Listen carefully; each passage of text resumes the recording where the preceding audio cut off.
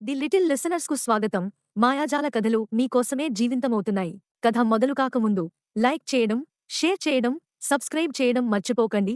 ప్రతి వారం మేము మీకు కొత్త కథలతో వస్తాం. సిద్ధమా? అప్పుడే మనం ఈ రోజు యొక్క అద్భుత యాత్రను ప్రారంభిద్దాం. శుక్రవారం ఉదయం సాయి ధీరవ్ తన పాఠశాలలో మామూలు స్థలంలో కూర్చుని ఉన్నాడు.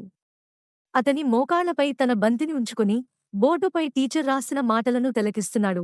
మదర్స్ డే ఈ ఆదివారం. చుట్టూ పిల్లలంతా ఉత్సాహంగా ఉన్నారు. ఎవరు పూల గురించి, చాక్లెట్లు గురించి, కార్డుల గురించి మాట్లాడుతున్నారు. కాని సాయి మాత్రం తన బంతిని అదిమిపట్టి మౌనంగా ఉన్నాడు. అతని మనసు ఊహల్లో తేలుతున్నది. ఆ మధ్యాహ్నం సాయి బంతిని నేలపై తేలికగా కొడుతూ ఇంటి దారిలో నడుచుకుంటూ వెళ్తున్నాడు. చెట్ల నీడలు, పూల పరిమళం, ఓ ఆవు కంఠధ్వని. కాని అతని మనసు మాత్రం ఒక్క ప్రశ్నతో కదులుతోంది. అన్నీ ఇచ్చే అమ్మకి మనం ఏమిచ్చాలి? ఆ సాయంత్రం నాన్నతో ఇంట్లో ఆయిల్ దీపం వెలుగులో కూర్చున్నాడు సాయి. నాన్నా అని అడిగాడు. అమ్మ మన కోసం అంత చేస్తుంది. ఆమెకి ఏమివ్వాలి? నాన్న చిరునవ్వుతో చెప్పారు. మన హృదయం నుండి ఇచ్చే కానుకే గొప్పది బాబూ. ఆ రాత్రి ఇంటి పైకప్పుపై నక్షత్రాలను చూస్తూ నిద్రపోతున్న సాయి ఒక్కసారిగా లేచి కూర్చున్నాడు. అతని కళ్లలో ఒక ఆశాకిరణం మెరిపింది. అమ్మకి నేను నక్షత్రాలే కానుకగా ఇస్తాను. 2 రోజులు సాయి తినడం మరిచి, నిద్రమరిచి, కాగితాలతో వేల నక్షత్రాలు చేశాడు.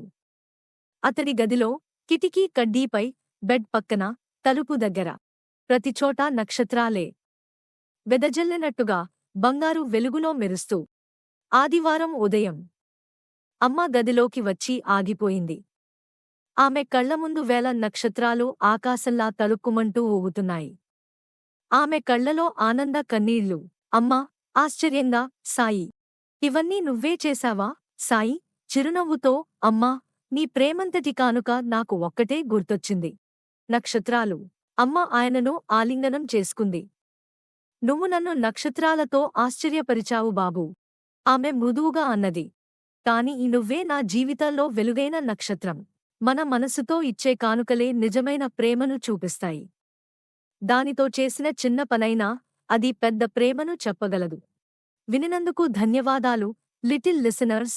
ఈరోజు కథ మీకు నచ్చిందని ఆశిస్తున్నాం. ఇంకా ఇలాంటి మాయాజాల కథల కోసం లైక్ చేయండి, షేర్ చేయండి, సబ్స్క్రైబ్ చేయండి.